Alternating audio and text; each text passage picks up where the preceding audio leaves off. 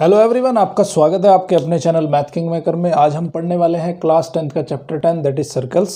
और सर्किल में आज हम बहुत ही इंपॉर्टेंट चीज़ एक पढ़ने वाले हैं, सर्किल के टेंजेंट के बारे में। ठीक है, सर्किल का टेंजेंट क्या होता है उसके बारे में बहुत सारी चीज़ें पढ़ेंगे।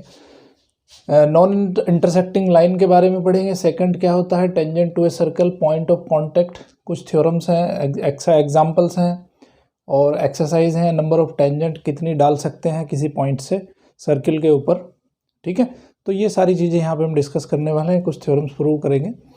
सो बने रहिए मेरे साथ लेक्चर के एंड तक।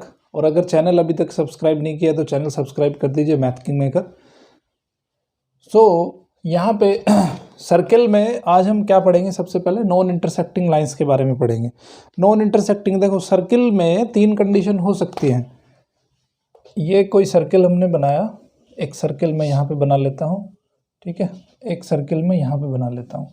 तो यहाँ पे तीन कंडीशन हो सकती हैं। पहली कंडीशन क्या है कि एक लाइन में ड्रॉ करूँ और जो ये लाइन इस सर्किल को कहीं भी कट ना करे। ठीक है, तो ये जो पहली कंडीशन है इसको कहते हैं हम non intersecting lines.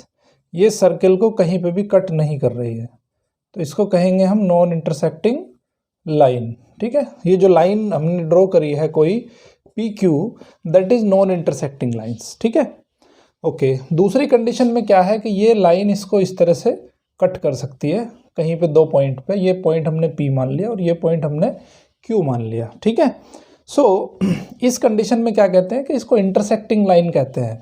This line is intersecting this circle. ये सर्किल को इंटरसेक्ट कर रही है, कहीं पे कट कर रही है। सो ये जो PQ है, PQ को हम क्या कहते हैं, सेकेंड कहते हैं। PQ को क्या कहेंगे, सेकेंड कहेंगे इस लाइन का। और एक कंडीशन में क्या हो सकता है कि PQ इसको कट कहीं पे भी ना करे, जस्ट इसको छू के निकल जाए। ये देखो इस पॉइंट पे इसको जस्ट एक टच करके निकल रही है ये, तो इसको कहते हैं हम टेंजेंट। क्या कहते हैं इसको, टेंजेंट कहते हैं। ठीक है, टेंजेंट का मतलब क्या है कि ये जस्ट इसको टच करके निकल रही है, केवल और केवल एक पॉइंट पे इसको इंटरसेक्ट कर रही है। ये लाइन सर्किल पे किसी एक पॉइंट पे इंटरसेक्ट कर रही है या टच करके निकल रही है। So that is called as tangent of a circle at a particular point. ठीक है, अब ये जो पॉइंट P है, इस पॉइंट P को क्या कहते हैं, this point P is called as point of contact. जो टेंजेंट और सर्किल का जो कॉन्टैक्ट बन रहा है वो कहाँ पे कॉन्टैक्ट बन रहा है, P के ऊपर। सो P के ऊपर यहाँ पे कॉन्टैक्ट बन रहा है। सो इस P को क्या कहेंगे, P is the point of contact, point of contact. Okay, अभी आप मुझे ये बताओ कि इस P पॉइंट पे कितनी टेंजेंट हो सकती हैं। अगर किसी भी पर्टिकुलर पॉइंट पे हम टेंजेंट फाइंड करना चाहें, सो कितनी टेंजेंट हो सकती है P पॉइंट पे। देखो किसी एक पॉइंट पे केवल और केवल एक टेंजेंट हो सकती है, एक से ज़्यादा टेंजेंट नहीं हो सकती हैं। देखो ये अगर मान लो यहाँ पे मैं एक पॉइंट लेता हूँ Q, इस पॉइंट पे मैंने एक टेंजेंट ड्रॉ कर ली, तो क्या और कोई ऐसी लाइन ड्रॉ कर सकते हैं हम जो केवल Q से टच करके निकले, इसके सर्कल को कहीं पे कट ना करे। ऐसी कोई भी पॉसिबिलिटी नहीं है। तो केवल और केवल एक टेंजेंट हो सकती है। ठीक है, there is only one tangent of a point on circle. तो सर्किल पे केवल और केवल एक टेंजेंट हो सकती है एक पॉइंट के लिए, एक से ज़्यादा टेंजेंट नहीं हो सकती हैं। ठीक है, ये सब चीज़ें आपको ध्यान रखनी है। सो अब हम एक थ्योरम प्रूव करेंगे। थ्योरम क्या है हमारी 10.1, the tangent at any point of a circle is perpendicular to the radius through the point of contact. बहुत ही इंपॉर्टेंट थ्योरम है। पहले इस थ्योरम का स्टेटमेंट समझने की कोशिश करेंगे, फिर इस थ्योरम को हम इजीली प्रूव कर सकते हैं। ओके, देखिए थ्योरम क्या कहती है कि हमारे पास क्या है कि एक सर्किल है और उस सर्किल पे कोई एक टेंजेंट है। तो ये हमने एक टेंजेंट मान ली कहीं पे, ये पॉइंट हमने मान लिया इसका P मान लिया, ठीक है।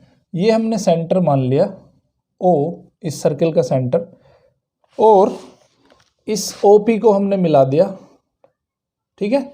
और यहाँ पे हमने एक पॉइंट ले लिया Q, ओके, एक पॉइंट Q लिया। अब हमने क्या किया, इस Q को भी हमने O से मिला दिया, ओके। तो हमें प्रूव क्या करना है, ये लाइन हम सपोज कर लेते हैं एक्स वाई। हमें प्रूव ये करना है कि ये जो हमने सेंटर से इस टच पॉइंट तक एक लाइन ड्रॉ करी है, तो ये लाइन इस पे परपेंडिकुलर होती है, हमें ये प्रूव करना है। दैट मीन्स ये एंगल जो होना चाहिए वो कितना होना चाहिए, 90 डिग्री एंगल होना चाहिए, ये हमें प्रूव करना है। समझ में आई बात? तो स्टेटमेंट क्या कहता है कि the tangent at any point of a circle, ये जो टेंजेंट है any point of a circle, इस पॉइंट पे टेंजेंट हमने ड्रॉ करी है X Y. So the tangent at any point of a circle is perpendicular to the radius through the point of contact, ठीक है। रेडियस अगर हम ड्रॉ करें सेंटर से इस P तक, तो ये जो रेडियस होगी ये इस टेंजेंट के परपेंडिकुलर होगी, ये हमें प्रूव करना है, ओके। तो हमने क्या किया है, एक पॉइंट लिया है हमने Q कहाँ पे लिया है, Q पॉइंट लिया है हमने इसी टेंजेंट के ऊपर P से थोड़ा सा दूर, ठीक है। तो अब देखो, कोई भी कंडीशन ले लो आप, किसी भी कंडीशन में ये जो OP डिस्टेंस है, OP is always greater than OQ, है कि नहीं? देखो ये स्लैंट हाइट है, तो किसी भी कंडीशन में ये OP जो होगा वो OQ से, सॉरी उल्टा लिख दिया मैंने, OQ जो होगा, OQ is always greater than OP किसी भी पॉइंट के लिए। Q को चाहे आप यहाँ कर लो, चाहे यहाँ कर लो, चाहे यहाँ कर लो, चाहे यहाँ कर लो, चाहे यहाँ यहाँ यहाँ यहाँ यहाँ यहाँ, और अगर P पे आ जाएगा ये, तो दोनों की दोनों वैल्यूज इक्वल हो जाएंगी। इसका मतलब क्या है, इसका मतलब ये है कि OP is the shortest distance between centre and this tangent, ठीक है। That means OP is the shortest distance between tangent and centre. तो अगर शॉर्टेस्ट डिस्टेंस को क्या कहते हैं हम, शॉर्टेस्ट डिस्टेंस हम पीछे पढ़ चुके हैं। शॉर्टेस्ट डिस्टेंस अगर किसी लाइन से हम फाइंड करनी है हमें, so that will be perpendicular to the shortest this line. इस लाइन पे इसका परपेंडिकुलर होना जरूरी है अगर ये शॉर्टेस्ट डिस्टेंस है, ठीक है। That is OP is perpendicular to XY। OP जो होगा वो XY पे परपेंडिकुलर होगा, इजीली अंडरस्टूड है। तो इस तरह से आपकी थ्योरम नंबर 10.1 यहाँ पे प्रूव हो जाती है। तो यहाँ से दो चीज़ें हो सकती है, दो चीज़ें यहाँ से निकल के आती हैं। पहली चीज़ क्या है कि इस P पॉइंट पे केवल और केवल एक टेंजेंट हो सकती है, पहली चीज़ ये हो गई, ओके। दूसरी चीज़ क्या है कि ये जो हमने OP जो ड्रॉ करा है, OP कहाँ से आ रहा है, सेंटर से लेके और इस पॉइंट ऑफ कांटेक्ट तक एक जो लाइन हमने ड्रॉ करी है, this is normal to XY। Normal का मतलब क्या होता है, नॉर्मल का मतलब है परपेंडिकुलर, ठीक है। तो इसको क्या कहेंगे हम, इसको कहेंगे normal on XY, okay, normal on XY। तो बहुत सिंपल सी एक्सरसाइज है आपकी, एक्सरसाइज 10.1 बहुत इजीली हो जाएगी। तो अगर फिर भी कुछ डाउट आपको आते हैं तो आप मुझे कमेंट बॉक्स में जाके कमेंट कर सकते हैं, अपने डाउट पूछ सकते हैं। अभी हम पढ़ने वाले हैं कि number of tangents from A point on a circle. अब कितने नंबर ऑफ टेंजेंट हम ड्रॉ कर सकते हैं अगर कोई सर्किल पे कोई पॉइंट बाहर में दिया हो, ठीक है, बाहर से सर्किल के बाहर अगर कोई पॉइंट हमने दिया है, सो कितने नंबर ऑफ टेंजेंट हम ड्रॉ कर सकते हैं और हमें लेंथ कितनी मिलेगी उसकी टेंजेंट की, वो हम देखते हैं। ठीक है, अभी मैंने क्या बताया आपको कि सर्किल के ऊपर अगर आपको टेंजेंट ड्रॉ करनी है तो एक पॉइंट से केवल एक ही टेंजेंट ड्रॉ हो सकती है, एक से ज़्यादा टेंजेंट ड्रॉ नहीं हो सकती हैं। लेकिन अगर सर्किल के बाहर से हम कोई पॉइंट ले लें और उससे टेंजेंट अगर ड्रॉ करना चाहें, यहाँ पे अगर हमने कोई पॉइंट ले लिया P और यहाँ पे ले लिया P से हम इस पर टेंजेंट ड्रॉ करेंगे तो देखते हैं कि कितने नंबर ऑफ टेंजेंट हम ड्रॉ कर सकते हैं। आप देखोगे कि इस पे केवल और केवल 2 टेंजेंट ड्रॉ हो सकती है। एक तो ये वाली ड्रॉ हो गई और एक टेंजेंट इस पे यहाँ पे ड्रॉ हो सकती है। ठीक है, तो ये 2 पॉइंट हमें मिलेंगे यहाँ पे, इसको Q मान लो और इसको R मान लो। ठीक है, तो आप देख रहे हो कि अगर सर्किल के बाहर से हम टेंजेंट ड्रॉ कर रहे हैं, so there is only 2 tangents can be drawn from this point. Okay, अभी हम पढ़ेंगे इसी पे बेस्ड है हमारी थ्योरम नंबर 10.2। 10.2 थ्योरम क्या कहती है कि the lengths of tangents drawn from an external point to a circle are equal. हमें प्रूव क्या करना है, थ्योरम नंबर 10.1। 10.1 क्या कहती है कि जो अगर हमने 2 टेंजेंट ड्रॉ करी है इस पॉइंट से, तो हमें प्रूव करना है कि भाई P Q is equal to P R, P Q is equal to P R हमें प्रूव करना है। तो देखते हैं अब इसको कैसे प्रूव करते हैं। अब हम क्या करते हैं कि यहाँ पे सेंटर है हमारे पास। ठीक है, सेंटर से हम इसको मिला लेते हैं। तो अभी हमने क्या पढ़ा है थ्योरम नंबर 10.1 में कि भाई सेंटर से अगर टच पॉइंट पे हम डिस्टेंस ड्रॉ करेंगे, इसको अगर इससे मिला देंगे, so it will be perpendicular. ये एंगल कितना डिग्री का होगा, 90 डिग्री का होगा। अभी जस्ट हमने थ्योरम नंबर 10.1 में पढ़ा है। अगर हम इसको इससे मिला देंगे, सो ये एंगल कितना होगा, ये भी 90 डिग्री होगा।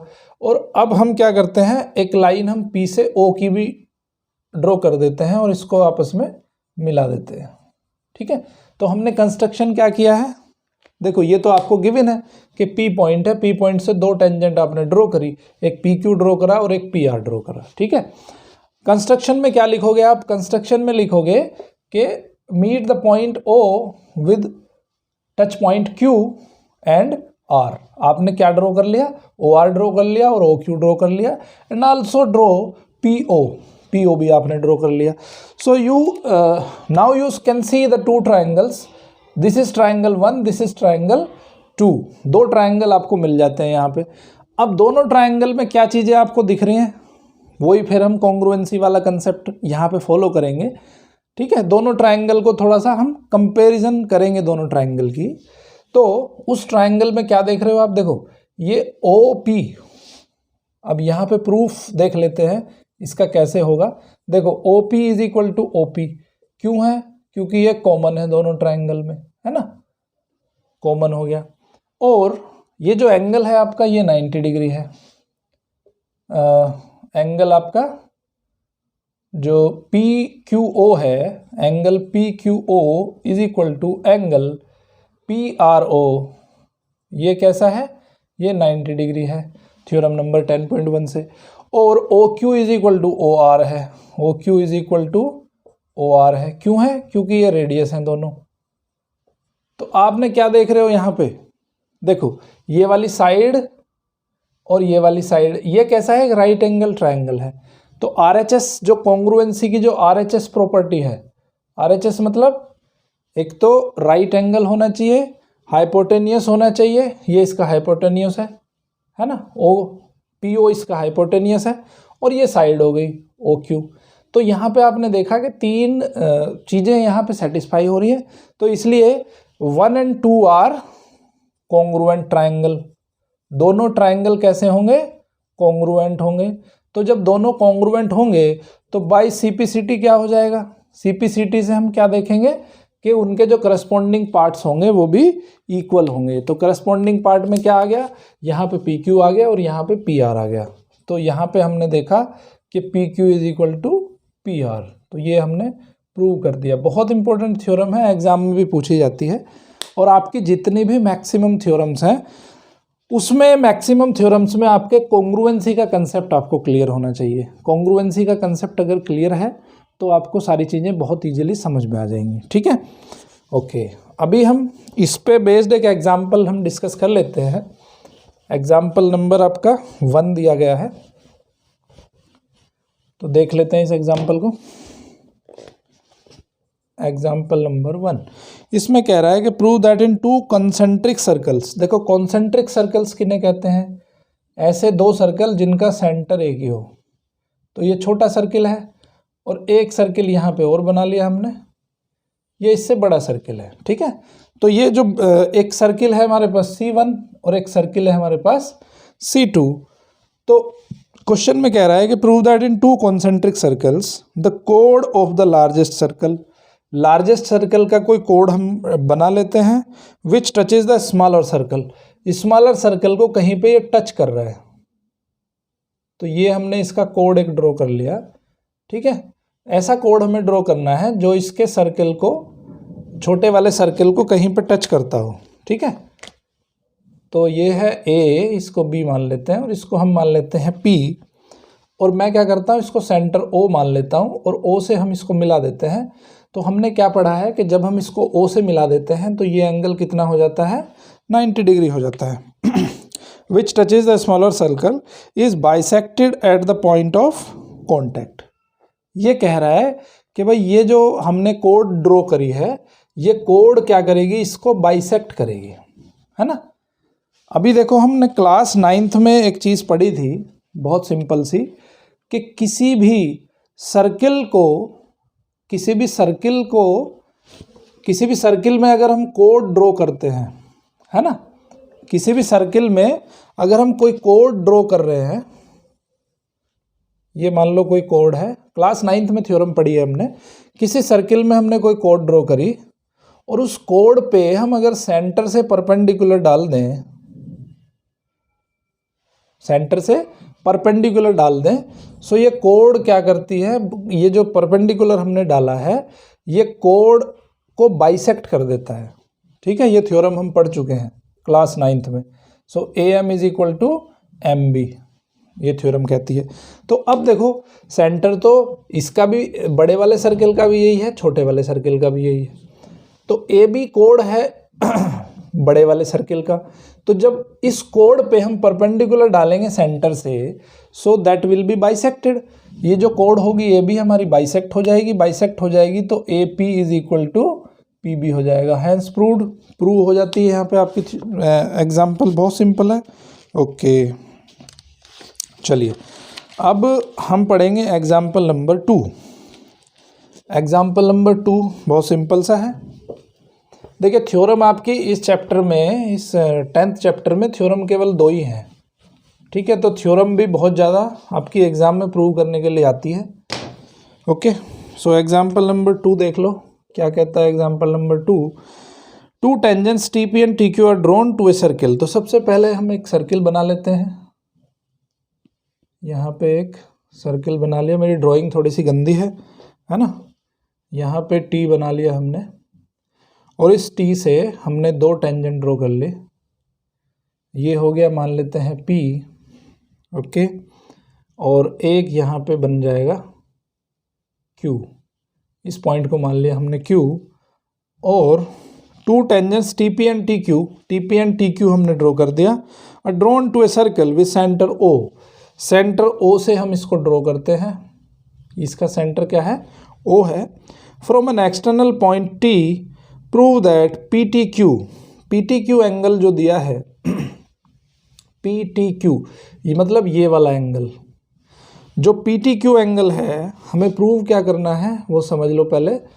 Angle PTQ is equal to twice of angle OPQ, ठीक है, OPQ। तो हम इसको क्या करते हैं, इसको यहाँ से मिला देते हैं। It's a part of construction. इसको हमने यहाँ पे मिला दिया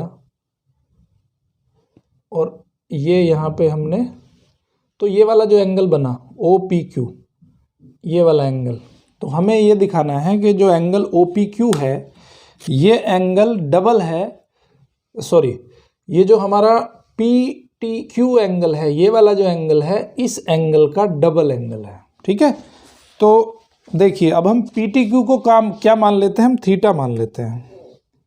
इस एंगल को हमने क्या मान लिया, थीटा मान लिया, ओके। सो अभी देखो हम पिछले वाली थ्योरम में क्या पढ़ चुके हैं। पिछले वाली थ्योरम में हमने क्या पढ़ा है कि ये जो पी टी क्यू एक ट्राइंगल है, in triangle P T Q, कैसा ट्राइंगल होगा ये, जब इसकी दोनों टेंजेंट इक्वल होंगी, T P is equal to T Q, तो ये ट्राइंगल कैसा हो जाएगा, आइसोसेलेस ट्राइंगल हो जाएगा।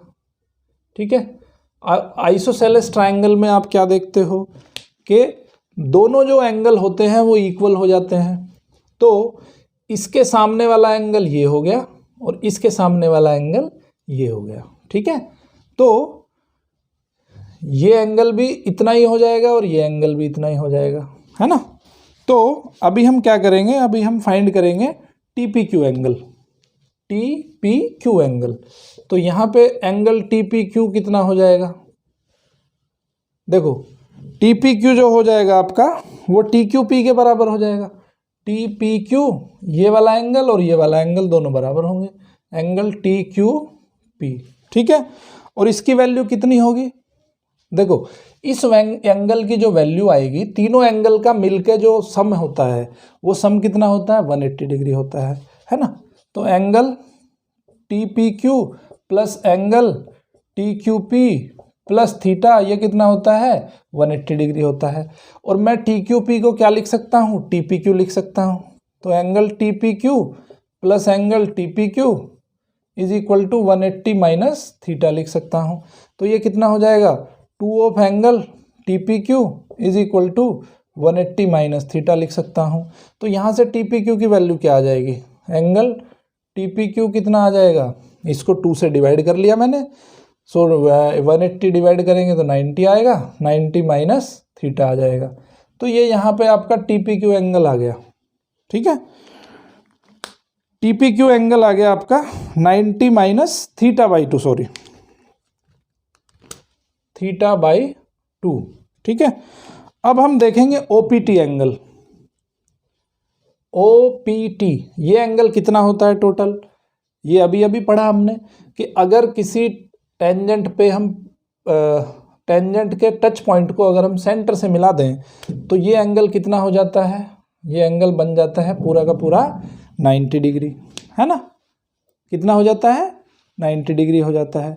और अभी हमने क्या पढ़ा है कि टी पी क्यू एंगल, देखो टी पी क्यू ये वाला जो एंगल है ये हमारा कितना है, 90 माइनस थीटा बाई 2 है। ओके, तो ये टोटल एंगल मिला के 90 डिग्री होता है ना। तो अभी हम क्या पढ़ेंगे, हमें किसकी वैल्यू फाइंड करनी है, ओ पी क्यू की वैल्यू फाइंड करनी है ना। तो ये टोटल एंगल कितना है, 90 डिग्री है, हमने फाइंड कर लिया। तो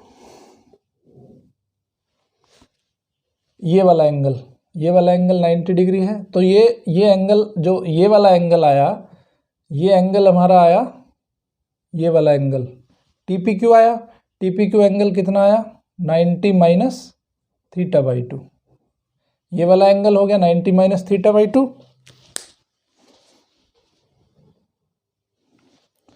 ओके, तो अब यहाँ से देखो आपका ये जो ओ पी क्यू एंगल है, ओ पी क्यू एंगल किसके बराबर आ जाएगा, angle O P Q angle, ये जो छोटे वाला एंगल है, देखो अगर इस बड़े वाले एंगल में से मतलब 90 में से अगर हम ये वाला एंगल माइनस कर दें तो हमें यही वाला एंगल मिल जाएगा, है ना। तो O P Q is equal to angle T P O minus इस पूरे एंगल में से ये छोटे वाला एंगल हम माइनस कर देंगे तो यही बचेगा आपके पास। ठीक है, तो T P Q angle, T P O कितना है, टी पी ओ है आपका 90 डिग्री। तो 90 माइनस टी पी क्यू कितना है, 90 माइनस थीटा बाई 2। तो 90 से 90 कैंसिल हो जाएगा यहाँ पे जब ब्रैकेट ओपन होगा, 90 माइनस 90 और ये हो जाएगा प्लस थीटा बाई 2। तो कितना आंसर आ गया, थीटा बाई 2। तो ये वाला जो एंगल हमने फाइंड कर दिया, ये कितना फाइंड कर दिया, थीटा बाई 2 फाइंड कर दिया। ये एंगल कितना माना था हमने, थीटा माना था। तो इसका मतलब क्या है कि ये वाला जो एंगल है उस एंगल का डबल एंगल है। ठीक है, तो ये चीज़ यहाँ पे प्रूव हो गई है कि P T Q is equal to 2 of angle O P Q. OPQ का ये डबल है। ठीक है, सिंपल सी थ्योरम थी, इजीली हम कर सकते हैं। अब हम इसके बाद देखते हैं एग्जाम्पल नंबर 3। एग्जाम्पल नंबर 3 में भी थोड़ा सा बस इन्हीं थ्योरम्स का, देखो 2 ही थ्योरम है यहाँ पे टोटल, इन दोनों थ्योरम्स का ही यूज़ होगा। तो देख लेते हैं एग्जाम्पल नंबर 3 भी क्या कहता है। एग्जाम्पल नंबर 3 में कहता है PQ is a code of length 8 centimetre of A circles of radius. देखो पहले सबसे पहले हम एक सर्किल बना लेते हैं।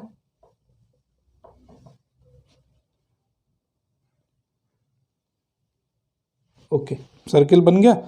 अब यहाँ पे एक टेंजेंट है हमारे पास T से टेंजेंट डली,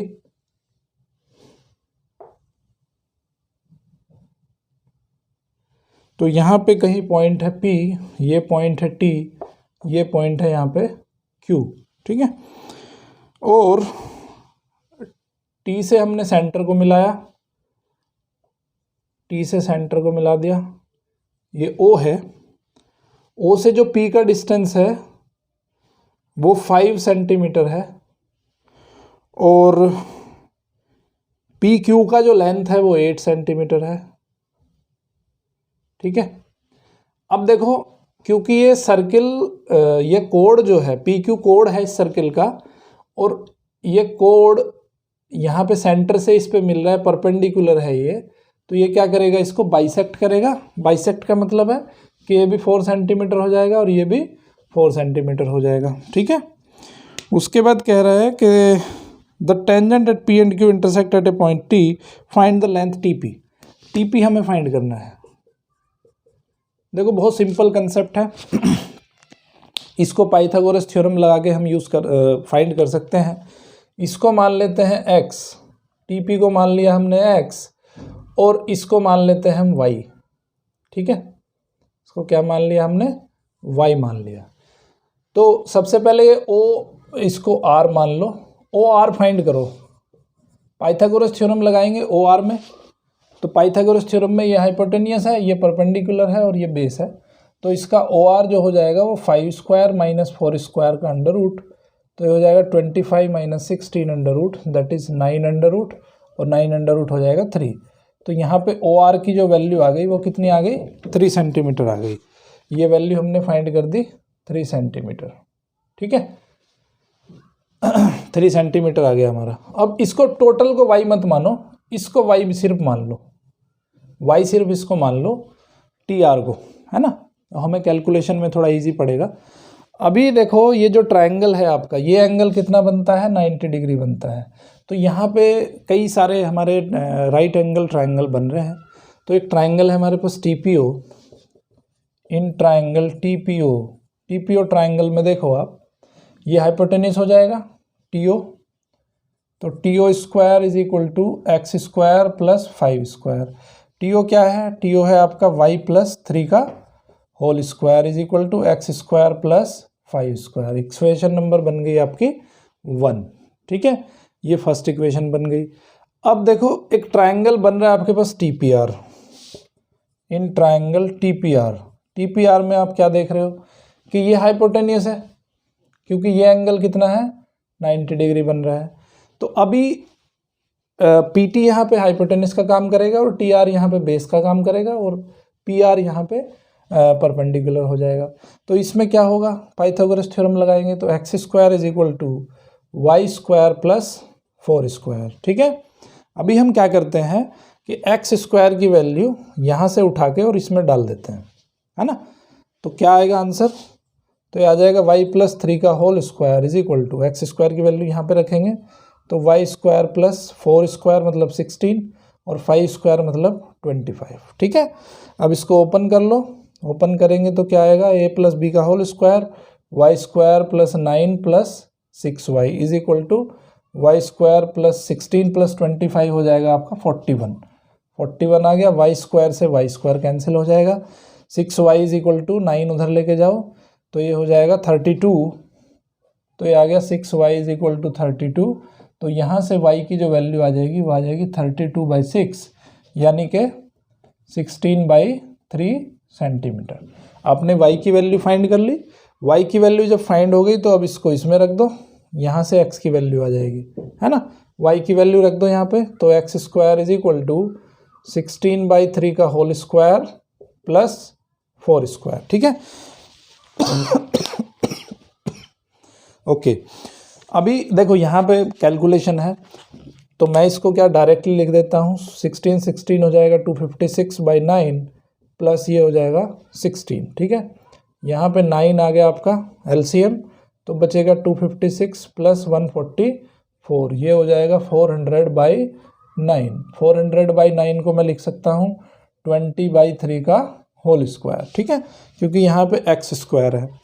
तो X square is equal to कितना आ गया, 20/3 का होल स्क्वायर। तो एक्स की जो न्यूमेरिकल वैल्यू आ जाएगी वो न्यूमेरिकल वैल्यू आ जाएगी ±20/3, ठीक है। लेकिन हमें यहाँ पे डिस्टेंस लेनी है सिर्फ, तो डिस्टेंस लेनी है तो लेंथ लेनी है, तो लेंथ को हमेशा पॉजिटिव लेंगे। तो यहाँ पे एक्स की जो वैल्यू आ जाएगी वो आ जाएगी 20/3 सेंटीमीटर, ठीक है। इस तरह से ये आपका एग्जाम्पल जो है यहाँ पे कंप्लीट होता है। और इसका एक दूसरा तरीका भी है करने का, दूसरे तरीके से हम भी इसको भी कर सकते हैं। देखो उसमें क्या करेंगे हम कि जो हमारा RPO, दो ट्रायंगल हैं यहाँ पे हमारे पास, ठीक है। देखो एक तो तरीका ये हो गया, बहुत सिंपल एंड सोबर तरीका है। दूसरा भी एक इसका तरीका है कि एक TRP जो ट्रायंगल है, TRP, और एक दूसरा ट्रायंगल है हमारे पास PRO। देखो एक ट्रायंगल हो गया हमारे पास TRP, इसको मिटा देते हैं। उस मेथड को भी समझ लो, उससे कैसे करना है हमें ये।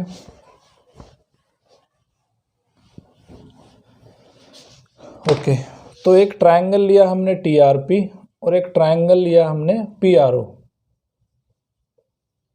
TRP और PRO के बीच में कुछ चीज़ें कॉमन है। पहला चीज़ क्या है, देखो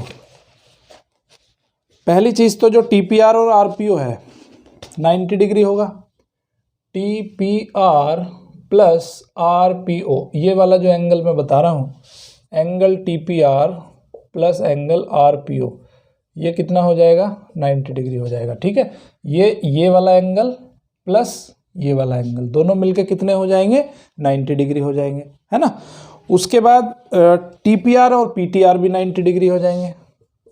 TPR प्लस एंगल PTR, ये भी 90 डिग्री हो जाएंगे। कैसे हो जाएंगे, देखो TPR और प्लस PTR, PTR, ये दोनों भी मिलकर 90 डिग्री हो जाएंगे। क्यों हो जाएंगे, देखो ये एक्सटर्नल एंगल है ना, ये एक्सटर्नल एंगल है इस ट्रायंगल का। जो TPR हमारा ट्रायंगल है, TPR ट्रायंगल का एक्सटर्नल एंगल है ये वाला, तो ये एंगल कितना है, 90 डिग्री है। तो एक्सटर्नल एंगल हमेशा दोनों इंटरनल एंगल के इक्वल होता है, तो ये वाला एंगल इस एंगल प्लस इसके इक्वल होगा, है ना। तो अब देखो दोनों को अगर हम कंपेयर करें तो दोनों को इक्वल रख सकते हैं हम। तो angle TPR plus angle RPO is equal to, इसके बराबर आ जाएगा angle TPR plus angle PTR। इससे ये कैंसिल हो गया, तो हमने क्या देखा कि angle RPO is equal to angle PTR। RPO और PTR दोनों इक्वल आ जाते हैं। देखो किस ट्रायंगल की बात कर रहे हैं हम ट्रायंगल की बात कर रहे हैं TRP और PRO की। TRP एंड PRO दोनों ट्रायंगल के बारे में बात कर रहे हैं हम। तो उन दोनों ट्रायंगल में हमने क्या चीज़ एक देखी कि RPO ये वाला एंगल किसके बराबर है, PTR के बराबर है, PTR, ठीक है। तो यहाँ पे मैं इनको सबको मिटा देता हूँ और जिससे कि कन्फ्यूजन ना हो, ठीक है। तो अभी हमने एक चीज़ यहाँ पे देख ली, क्या देखा कि ये वाला जो एंगल आ गया, ये वाला एंगल इस एंगल के बराबर आ गया, ठीक है। एक तो देखो ये एंगल हो गया। दूसरा एंगल, ये जो एंगल है हमारा ये 90 डिग्री एंगल है और इसमें ये एंगल 90 डिग्री है। तो इस ट्रायंगल के अंदर आपको दो एंगल इक्वल आ गए। और तीसरा जो है ये साइड, ये जो साइड है PR, देखो एक तो ये हो गया और एक angle TPO TP sorry TPR, ये जो TPR है, देखो TPR ये भी 90 डिग्री है और PRO ये भी 90 डिग्री है, तो angle TPR is equal to angle PRO। ठीक है, दोनों 90 डिग्री एंगल है, और ये जो PR है ये साइड इसमें कॉमन है, so PR is equal to PR, ये कैसी है, कॉमन साइड है दोनों के अंदर। तो आपने क्या देखा कि ये साइड एक तो इसकी जो है ये वाला एंगल हो गया, एक ये वाला एंगल हो गया, और ये वाली साइड, ये जो है आपका RHS प्रॉपर्टी जो होती है आपकी कॉन्ग्रुएंसी की, एक RHS प्रॉपर्टी है, पीछे भी पढ़ चुके हैं हम। RHS प्रॉपर्टी से ये जो ट्रायंगल है आपका TRP और PRO, दोनों ट्रायंगल कैसे हो जाते हैं, सिमिलर ट्रायंगल हो जाते हैं। ठीक है, सिमिलर ट्रायंगल। अगर देखो किसी ट्रायंगल में, देखो एक चीज़ और भी है, यहाँ पे इसकी ज़रूरत भी नहीं है PR is equal to PR की, इस ट्रायंगल में और इस ट्रायंगल में दो एंगल कॉमन हो जाते हैं, तो दो एंगल अगर कॉमन हो जाते हैं तो तीसरा, दो एंगल अगर इक्वल हो जाते हैं तो तीसरा एंगल ऑटोमेटिकली इक्वल होगा। तो हमने क्लास 7th के अंदर पढ़ा है AA प्रॉपर्टी या AAA प्रॉपर्टी, तो इससे ये क्या हो जाएगा, सिमिलर ट्रायंगल हो जाएंगे दोनों, सिमिलर ट्रायंगल। तो सिमिलर ट्रायंगल का क्या होता है भाई, इसका मतलब है कि TRP और जो PRO है ये दोनों कैसे हो जाएंगे, हमारे सिमिलर ट्रायंगल हो जाएंगे। तो सिमिलर ट्रायंगल की प्रॉपर्टी क्या होती है कि जो करस्पॉन्डिंग साइड्स होती हैं उन साइड का जो रेशो होता है वो रेशो एक दूसरे के इक्वल होता है। ठीक है, तो पहले वाले ट्रायंगल में हम ले लेते हैं, पहले वाले ट्रायंगल में क्या है, TP ले लिया हमने, एक ये ले लिया हाइपोटेनियस, और TP के साथ हमने क्या ले लिया, PO ले लिया। ठीक है, एक TP लिया और एक हमने PO लिया, TP लिया और PO लिया। ठीक है, TP और PO,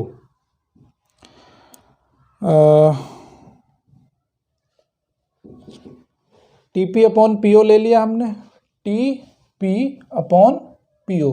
तो इसमें क्या है, देखो ये बेस की तरह काम कर रहा है, बेस बड़ा है और यहाँ पे परपेंडिकुलर छोटा है, तो TP अपॉन PO, इस एक ट्रायंगल का तो हमने ये इस तरह से ले लिया।